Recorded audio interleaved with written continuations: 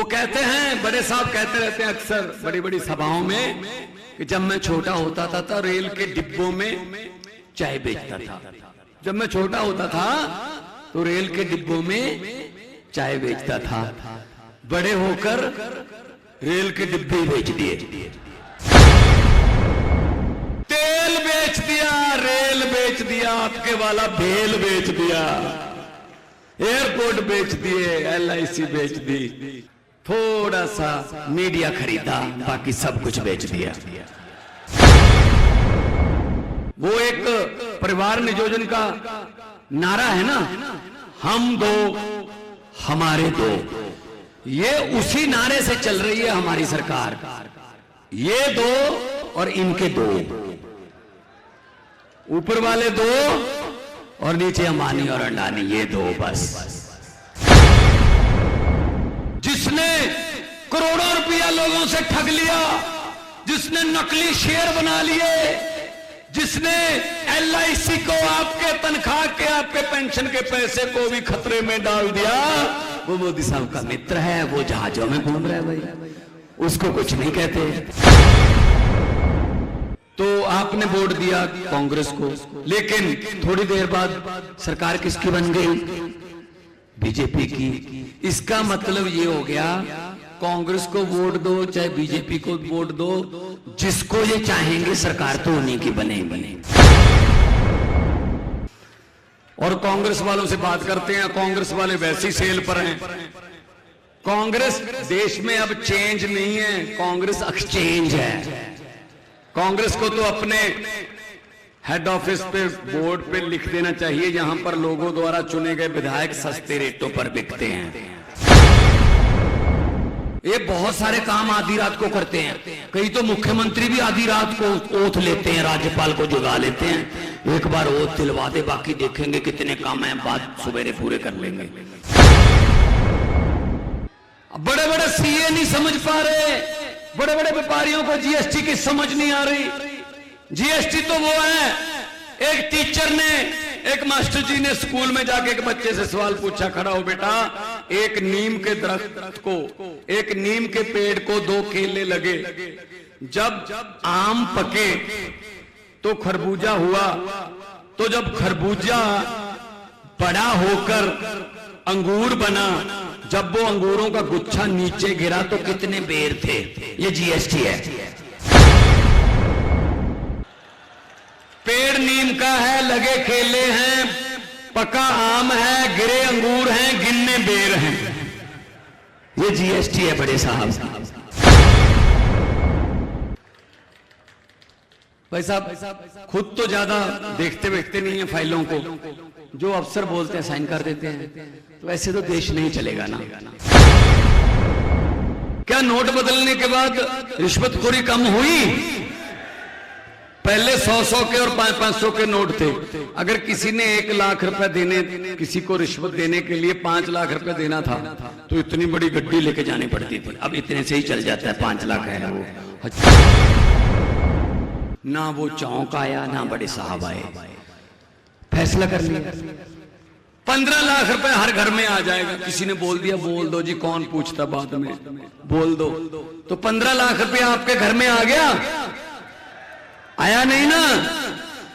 15 लाख की बात छोड़ो, जो हमारे घर में 2-3 हजार रुपया इमरजेंसी के लिए हमारी माँ ने, बहन ने, मौसी ने संभाल के रखा हुआ था, वो भी निकाल कर ले गए नोटबंदी की। खुशी मनानी होती है, दिल्ली में गालियां हमको दे देते हैं आम आदमी पार्टी को कि ये आम आदमी पार्टी ऐसे करती है। तो हमारा, हम त्रिपुरा नागालैंड लड़े भी नहीं भाई साहब, फिर भी हमको बड़े साहब हमारे बारे में बोलते रहते हैं कि इनको अंदर कर देंगे, अब इसकी बारी है, इसकी बारी है। मैं उनको कहना चाहता हूं कि शाख से टूट जाएं, शाख से टूट जाएं, हम वो पत्ते नहीं, आंधियों को कह दो अपनी औकात में रहें। ये नफरत के नाम पे, ये नफरत की राजनीति करके वोट लेते हैं भाई साहब। पहले इन्होंने सेटिंग कर रखी थी, अभी देख लो आपके यहां, आपने वोट दिए कांग्रेस को कि चलो ये शिवराज चौहान के जो राज्य उससे पीछा छूटे 15 साल हो गए, तो आपने वोट दिया कांग्रेस को, लेकिन थोड़ी देर बाद सरकार किसकी बन गई? बीजेपी की। इसका मतलब ये हो गया, कांग्रेस को वोट दो चाहे बीजेपी को वोट दो, जिसको ये चाहेंगे सरकार तो उन्हीं की बनेगी, हमारा उसमें कोई लेना देना नहीं होता भाई साहब। जो कांग्रेस वाले इस्तीफा देकर दोबारा बीजेपी की तरफ से लड़े, क्या उनमें से एक ने भी एक भी वोटर को पूछा कि भाई साहब मैं जिताया तो आपने था, लेकिन मैं इधर जाना चाहता हूं, चला जाऊं? पूछा भाई साहब किसी ने? इसका मतलब वोट लिया, हमारा काम खत्म, उनका काम शुरू। वो आपको बेचने लगते हैं। तो कांग्रेस की हालत यह हो गई कि लोग यकीन करना बंद कर चुके हैं कि कांग्रेस को वोट तो दे देंगे यार, लेकिन इनको सरकार चलानी नहीं आती, इनसे सरकार छीन लेते हैं। मध्य प्रदेश वाली छीन ली, कर्नाटका वाली छीन ली, गोवा वाली छीन ली, और हमारे वाले में आम आदमी पार्टी के बारे में ये कहते हैं लोग कि चाहे दिल्ली में एलजी तंग कर रहा है, लेकिन सुप्रीम कोर्ट में जाकर कभी धरने लगाकर ये सरकार चला रहे हैं, और उनके शेर की मांद में बैठकर जो है वो सरकार चलाई जा रही है और फैसले लिए जा रहे हैं। एलजी को फैसले बदलने पर मजबूर होना पड़ रहा है। तो अगर काम करना है लोगों के लिए तो लोगों से पूछिए। बजट लोगों को पूछ के बनता है दिल्ली का। हमने इंडस्ट्रियल पॉलिसी बनाई, इंडस्ट्रियलिस्टों को पूछकर बनाई। अभी खेती की एग्रीकल्चर पॉलिसी हमने बनाई, खेतों वालों से पूछा कितनी तारीख को नहर में पानी आना चाहिए, कितनी तारीख को नहर बंदी होनी चाहिए, कितनी तारीख को बिजली मिलनी चाहिए। तो अगर वही उनको पूछो भाई जिन्होंने काम लेना है। ये एसी कमरों में बैठकर बाबू जो बनाते हैं लिस्टें, वो असल में धरती पर लागू नहीं होती। तो इसलिए हमने ये कर रखा है, सरकार आपके द्वार। पंजाब के सारे अफसर हर हफ्ते में 2-3 दिन गांव में जाते हैं और जमीनों की रजिस्ट्रियां, प्रमाण पत्र, जो काम है वो गांव में चौपाल में बैठकर होते हैं, सबके सामने होते हैं। तो ऐसा मध्य प्रदेश में होना चाहिए या नहीं होना चाहिए? होना चाहिए ना, बस। और शिक्षा जो है, उच्च शिक्षा और वर्ल्ड क्लास की शिक्षा सबको मिलनी चाहिए। देश में सबका हक है पढ़ने का। पढ़ के उड़ारी मारे, खुला आसमान है उड़ने के लिए, लेकिन नहीं, गरीबों की किताबें और हैं, अमीरों की किताबें और हैं। गरीबों के टीचर और हैं, अमीरों के टीचर और हैं। तो फिर ये फर्क रखते हैं जानबूझकर, ये जानबूझकर फर्क रखते हैं कि इनको तो बस जिंदाबाद मुर्दाबाद पे लगा के रखो, इनको और कुछ नहीं करने देना। तो इन्होंने क्या करा कि जो स्कूल बना रहा है मनीष सिसोदिया है, ये तो फिर बहुत ही गलत कर रहा है। ये तो देश के बच्चों को शिक्षित कर रहा है, चलो उठा के इसको जेल में फेंक दो। अरे अस्पताल कौन बना रहा है दिल्ली में? ये तो पैरासीटामोल की दवाई से लेके 50 लाख तक के टेस्ट भी मुफ्त हैं। ये तो लोगों की उम्र बढ़ा रहे हैं 20-20 साल। ये तो जो हमने प्राइवेट हॉस्पिटल वालों से पैसे ले रखे हैं, कभी चुनावी फंड ले रखा है कि हम आपको कस्टमर देंगे क्योंकि सरकारी अस्पताल हम खत्म कर देंगे, वहां कोई जाएगा नहीं, जान बचाने के लिए मजबूरी में आपके हॉस्पिटल में आना पड़ेगा। अरे वो तो हमारे कस्टमर तोड़ रहा है। ये कौन है? वो सतिंदर जैन है जी, चलो पकड़ के जेल में डाल दो। ये नीति चल रही है इनकी। जो काम कर रहा है उसको पकड़ के जेल में डाल दो। अच्छा, जिसने करोड़ों रुपया लोगों से ठग लिया, जिसने नकली शेयर बना लिए, जिसने एलआईसी को, आपके तनख्वाह के, आपके पेंशन के पैसे को भी खतरे में डाल दिया, वो मोदी साहब का मित्र है। वो जहाजों में घूम रहा है भाई, उसको कुछ नहीं कहते, उसको कुछ भी नहीं कहते। ये कैसे हो गया? देखो, वो कहते हैं, बड़े साहब कहते रहते हैं अक्सर बड़ी बड़ी सभाओं में कि जब मैं छोटा होता था रेल के डिब्बों में चाय बेचता था। जब मैं छोटा होता था तो रेल के डिब्बों में चाय बेचता था। बड़े होकर रेल के डिब्बे ही बेच दिए, तेल बेच दिया, रेल बेच दिया, आपके वाला भेल बेच दिया, एयरपोर्ट बेच दिए, एलआईसी बेच दी, सब कुछ बेच दिया। थोड़ा सा मीडिया खरीदा, बाकी सब कुछ बेच दिया। बाकी सब बेच दिया। तो ये ऐसे देश चलेगा क्या?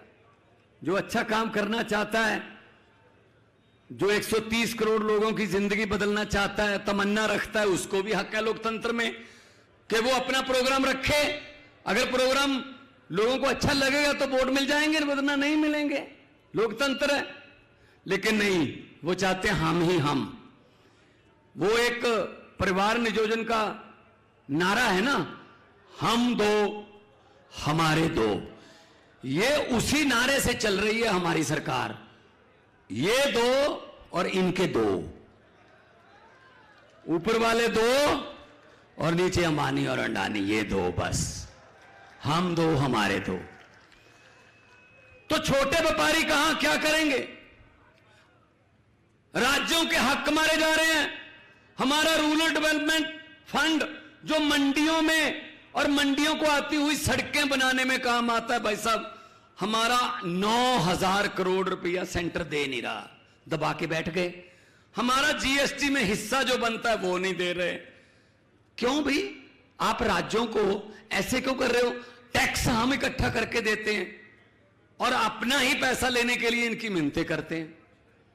ये जीएसटी आधी रात को 12 बजे लागू कर दी, बुला के, सभा बुला के। ये बहुत सारे काम आधी रात को करते हैं। कई तो मुख्यमंत्री भी आधी रात को ओथ लेते हैं, राज्यपाल को जुगा लेते हैं, एक बार ओथ दिलवा दे, बाकी देखेंगे कितने काम हैं, बाद सवेरे पूरे कर लेंगे। और कांग्रेस वालों से बात करते हैं, कांग्रेस वाले वैसी सेल पर हैं। कांग्रेस देश में अब चेंज नहीं है, कांग्रेस एक्सचेंज है। कांग्रेस को तो अपने हेड ऑफिस पे, बोर्ड पे लिख देना चाहिए, यहां पर लोगों द्वारा चुने गए विधायक सस्ते रेटों पर बिकते हैं। तो जीएसटी लागू कर दिया आधी रात को। जीएसटी क्या है? यहां छोटे दुकानदार भी बैठे होंगे। भाई साहब समझ आई किसी को जीएसटी क्या है, कहां लगती है, कहां से इसका पैसा मिलता है, कहां कितने परसेंट है? समझ आई? बड़े बड़े सीए नहीं समझ पा रहे, बड़े बड़े व्यापारियों को जीएसटी की समझ नहीं आ रही। जीएसटी तो वो है, एक टीचर ने, एक मास्टर जी ने स्कूल में जाके एक बच्चे से सवाल पूछा, खड़ा हो बेटा, एक नीम के दरख्त को, एक नीम के पेड़ को 2 केले लगे, जब आम पके तो खरबूजा हुआ, तो जब खरबूजा बड़ा होकर अंगूर बना, जब वो अंगूरों का गुच्छा नीचे गिरा तो कितने बेर थे? ये जीएसटी है। पेड़ नीम का है, लगे केले हैं, पका आम है, गिरे अंगूर हैं, गिनने बेर हैं। ये जीएसटी है बड़े साहब की। भाई साहब खुद तो ज्यादा देखते वेखते नहीं है फाइलों को, जो अफसर बोलते हैं साइन कर देते हैं। तो ऐसे तो देश नहीं चलेगा ना। कितने फैसले ऐसे हो गए जो देश ने भुगते। नोटबंदी, अब खुद को तो पता नहीं इससे क्या हो जाएगा, अफसरों ने आके बता दिया, सर साइन कर दो, इससे आतंकवाद कम हो जाएगा, इससे रिश्वतखोरी कम हो जाएगी। क्या नोट बदलने के बाद रिश्वतखोरी कम हुई? पहले 100-100 के और 500-500 के नोट थे। अगर किसी ने 1 लाख रुपए देने, किसी को रिश्वत देने के लिए 5 लाख रुपए देना था तो इतनी बड़ी गड्डी लेके जानी पड़ती थी। अब इतने से ही चल जाता है, 5 लाख है वो 1000-1000 2-2000 के कर दिए भाई साहब, इजी कर दिया बल्कि उनको। और साइन कर दिए साहब ने। लाइनों में कौन लगा?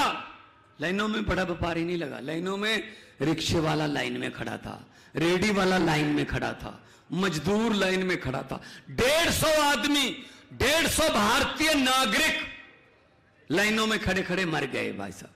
किसी को दिल का दौरा पड़ गया, कोई गर्मी में बेहोश हो गया, कोई, किसी को ठंड लग गई। तो मतलब क्या फायदा हुआ जी?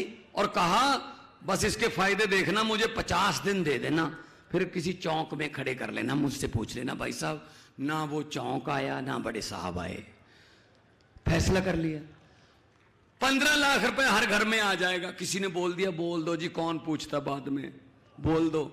तो 15 लाख रुपया आपके घर में आ गया? आया नहीं ना। 15 लाख की बात छोड़ो, जो हमारे घर में 2-3 हजार रुपया इमरजेंसी के लिए हमारी माँ ने, बहन ने, मौसी ने संभाल के रखा हुआ था, वो भी निकाल कर ले गए नोटबंदी की वजह। वो भी निकाल कर ले गए। तो ऐसे तो देश नहीं चलेगा ना कि अफसर चलाएं और साहब आंखें बंद करके साइन कर दें। कुछ तो देश के लोगों के बारे में सोचें, पॉलिसीज बनाने से पहले उनका होमवर्क होना चाहिए।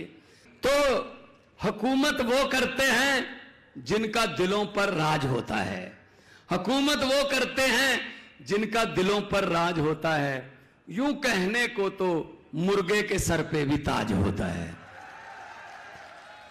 तो दिलों पर राज कौन करता है? दिलों पर राज करता अरविंद केजरीवाल, जिसने अपना सब कुछ छोड़ दिया, नौकरी को लात मार दी और देश की भलाई के लिए निकल पड़े। बहुत सी बाधाएं आई, आलोचना झेली, आज भी झेल रहे हैं। और त्रिपुरा के रिजल्ट आते हैं, नागालैंड के रिजल्ट आते हैं, खुशी मनानी होती है। दिल्ली में गालियां हमको दे देते हैं आम आदमी पार्टी को कि ये आम आदमी पार्टी ऐसे करती है। तो हम त्रिपुरा नागालैंड लड़े भी नहीं भाई साहब, फिर भी हमको बड़े साहब हमारे बारे में बोलते रहते हैं कि इनको अंदर कर देंगे, अब इसकी बारी है, इसकी बारी है। मैं उनको कहना चाहता हूं कि शाख से टूट जाएं, शाख से टूट जाएं, हम वो पत्ते नहीं, आंधियों को कह दो अपनी औकात में रहें।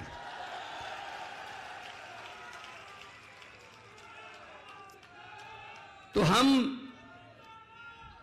ये जेल से डरने वाले नहीं हैं, हम ये पर्चों से डरने वाले नहीं हैं। हम लोग तो पहले ही बहुत सड़कों पर बैठकर अनशन करके हमारी पार्टी निकली है। हमारे लिए कुछ भी नया नहीं है, आंदोलन करना हमें आता है और लोगों के पक्ष में, लोगों की भलाई के लिए, अपने लिए नहीं लड़ रहे हम। जैसे ये शिवराज चौहान, ये बाकी सारे, इनकी लड़ाई किसके लिए है? सीएम बनने के लिए, कुर्सी के लिए, आपके लिए नहीं है। हमारी लड़ाई आपके लिए, आपके लिए लड़ेंगे और आपके लिए हम लड़ेंगे। लेकिन हम काफी नहीं है, हमारी औकात नहीं है। हम आपको सिर्फ ये कह सकते हैं ये रास्ता और ये विचार इनके साथ लड़ाई के लिए काम आएंगे, इन विचारों को लेकर हम लड़ें, लेकिन साथ आपको देना पड़ेगा। लड़ाई पब्लिक की है, लड़ाई पब्लिक को लड़नी पड़ेगी।